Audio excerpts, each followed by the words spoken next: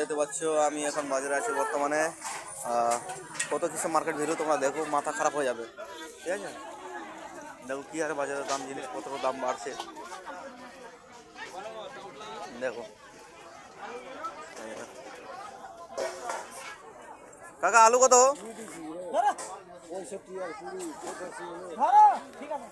কাকা আলু কত?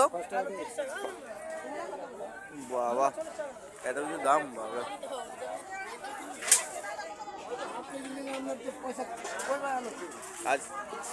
আজকে আমি বাজারে আছি, ঠিক আছে, এই যে বাজার দেখতে পাচ্ছি, কিন্তু বাজারে আজকে আলু হচ্ছে 30 টাকা কিলো।